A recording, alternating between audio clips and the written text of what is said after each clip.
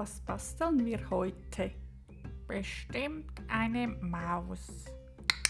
Ich glaube, er hat einen Rüssel und kommt aus Afrika oder Indien. Mäuse haben keinen Rüssel.